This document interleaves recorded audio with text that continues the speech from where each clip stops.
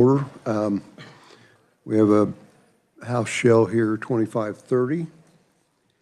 And what we're looking at is putting the contents of Senate Bill, stripping those contents and putting the contents of Senate Bill 347 in that bill. And I think you guys have some, 347 has been kicked around here for the whole session, and either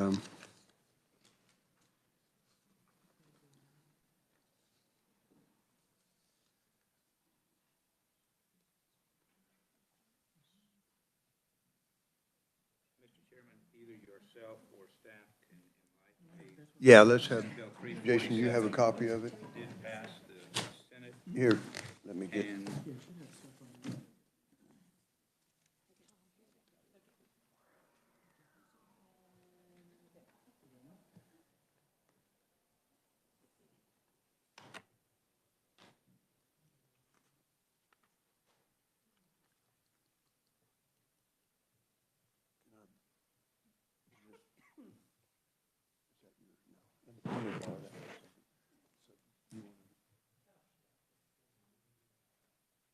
we'll have Kyle go ahead and go through it, because it is different than what you have there, this other bill.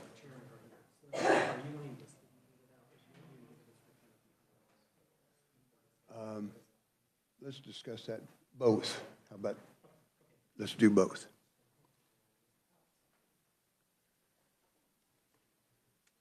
You need a copy of that?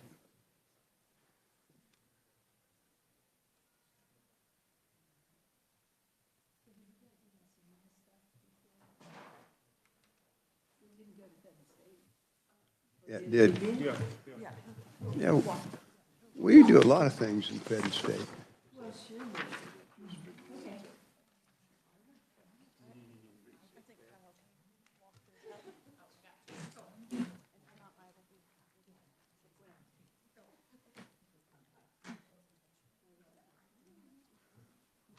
Okay.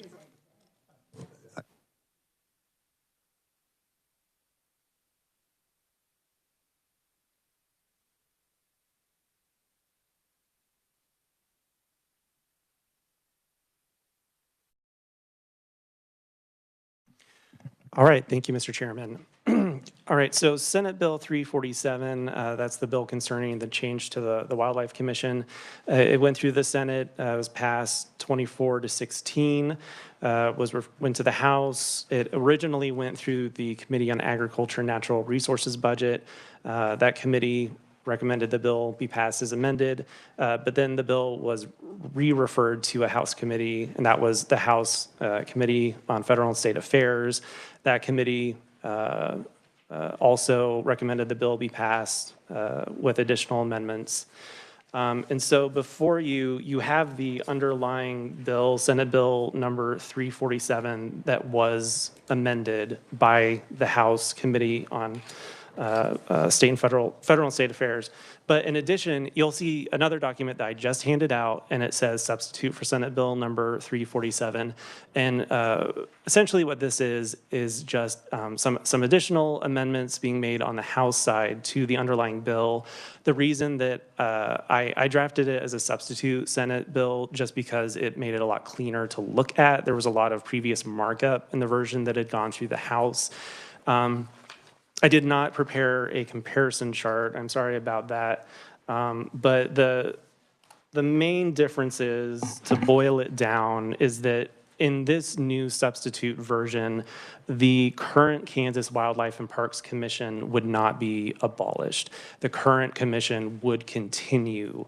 And then additionally, the membership appointments are a little bit different. The governor would still appoint 4 members altogether, but one would now be an at-large member, and then the governor would appoint a member from the Fish and Wildlife Administration Region 1 and Region 2, and then another member from Region 5.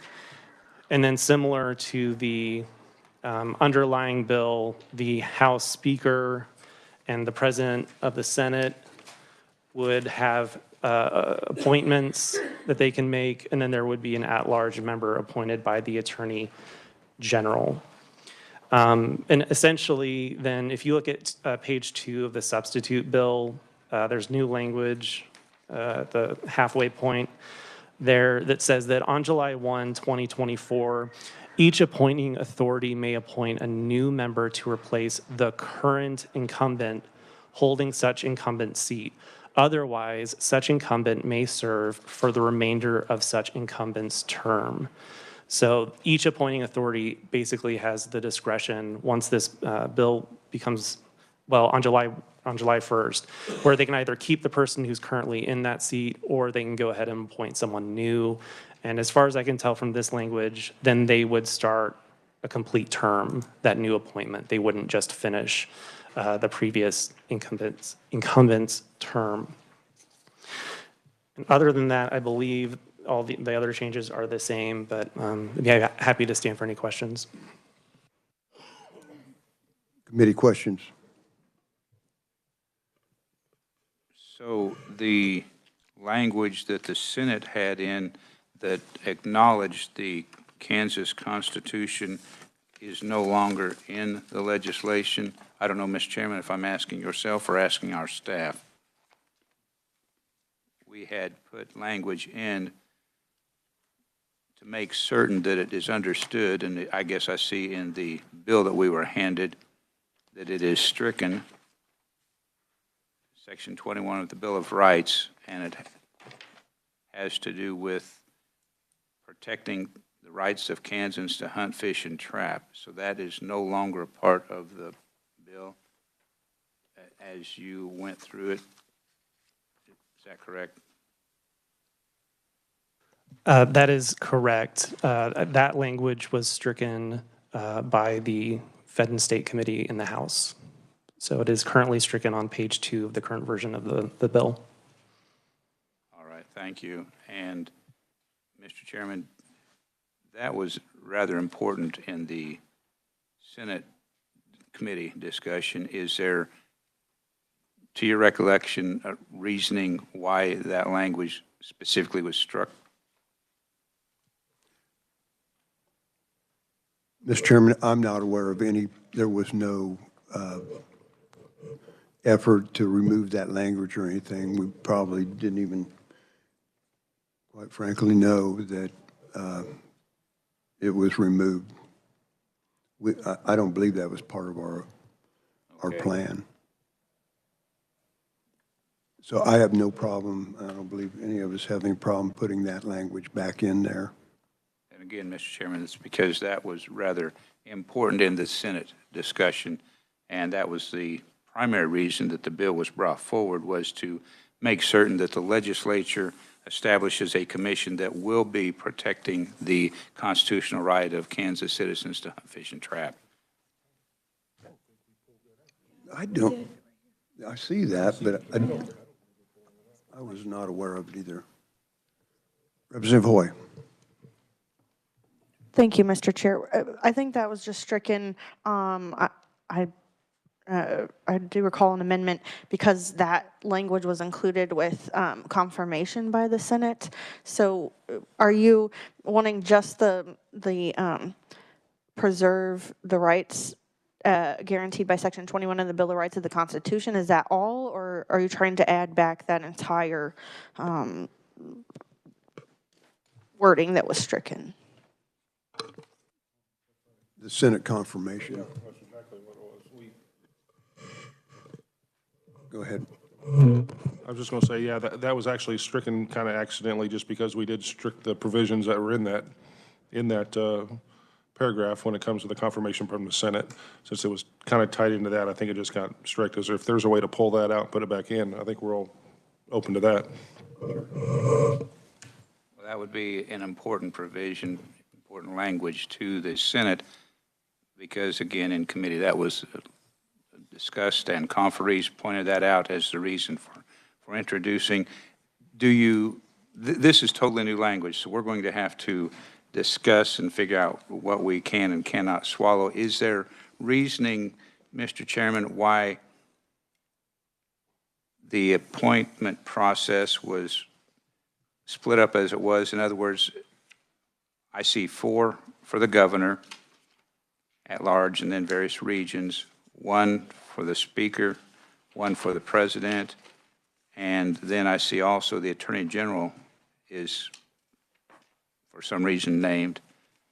And can you walk us through how the determination was made to come up with this appointment process?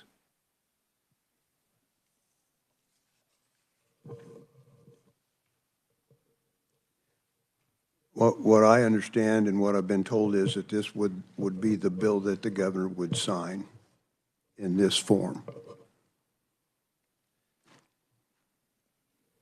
All right. Again, Mr. Chairman, we will discuss the language here, and I'm confident that we'll come back with an offer as it relates to the constitutionality language, but also try to get an understanding of, so this legislation has passed the Senate Budget Committee, or the House Ag and Natural Resources Budget Committee, and Fed and State Committee. It passed out of the Fed and State Committee Okay. as amended, and then it's been below the line until yesterday. And do either one of the other conferees on the Senate side have questions?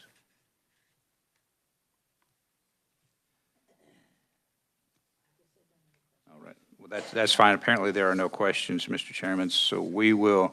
I have one other Sure. additional thing. I have an amendment here that is inserted on, I think I have another copy of that. Cal, do you have that? Yes, there we go.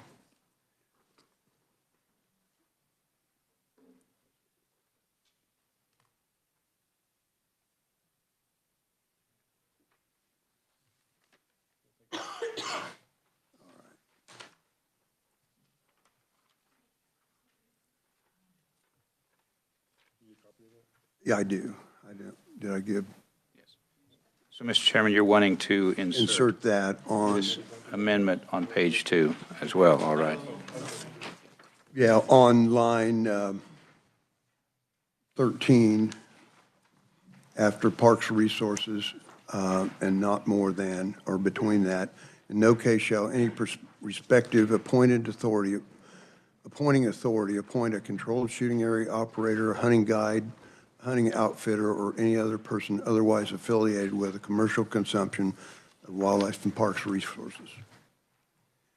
So that kind of allays some of the fear that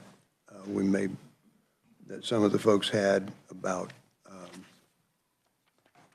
outfitters and things like that on the commission.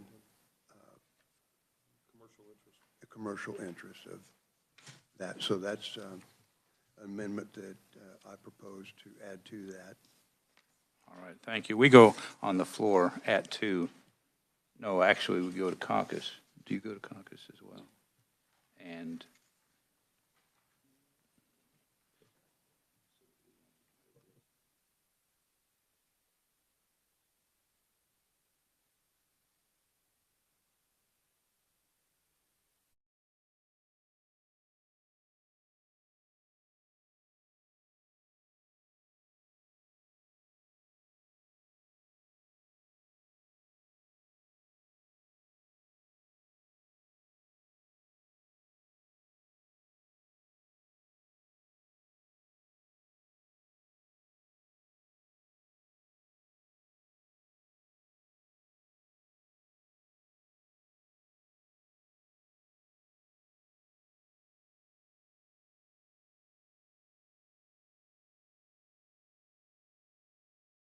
Mr. Chairman, we're going to step out of the room for a little bit and visit and see if how quickly we can get an understanding of this information, and we'll get back to you here shortly to see if we've got an offer or if we're going to need to continue or meet later for a conference. Just a moment.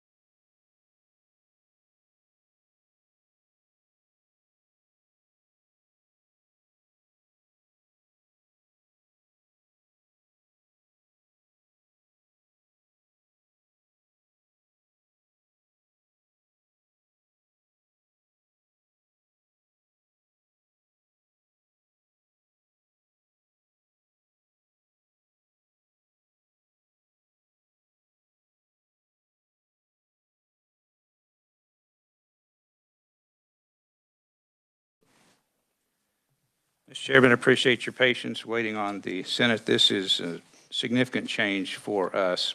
I do have a question of staff. Currently, the governor appoints, and the governor appoints all from not particularly any region.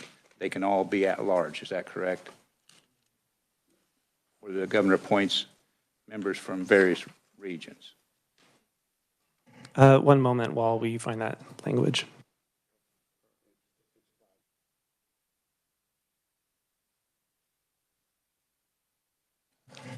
Yeah, so you'll see in that substitute version that was handed out, the stricken language in the first paragraph, that's current law. It says the governor shall appoint residents of the state to be members of the commission. One member of the commission shall be chosen from each Fish and Wildlife Administration region as established by the department.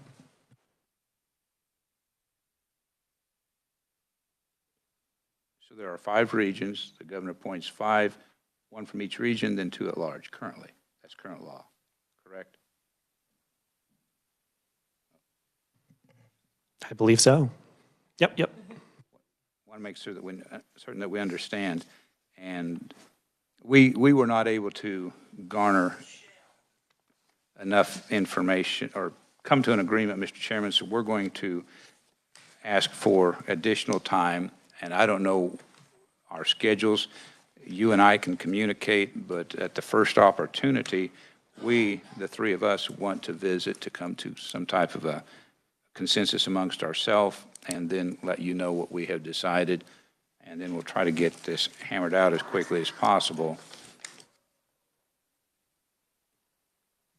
Because we do want to keep with an odd number. But in any event, we had a lot of various discussions, and so we will come back with some more information. And that's all that we have unless your side has something. Yeah, thank you. We're still at an odd number with this new criteria. The governor appoints Region 1, Region 2, and Region 5, and she gets 1 at large. If I understand that correctly, the Speaker of the House does Region 3, the President does Region 4, and then the AG has an at large as well. And that was some of the discussion, Mr. Chairman, was why is the Attorney General one of the appointees? So what he told me was that because he is responsible for the law enforcement part of the wildlife and parks, the officers, that he thought he had a vested interest in a wildlife and parks appointment. After that, you'll have to ask him. Okay, all right, that's fine. I have nothing further. I don't know how to set, because of our schedules being so fluid, how to set our next conference time. Thank you. I think what we'll do is we'll be on call, and you let us know as soon as you can, and if we can get there, we'll conference. Okay. We'll just kind of be flexible back and forth until we get it done. All right. Appreciate it, Mr. Chairman. Thank you. We're adjourned.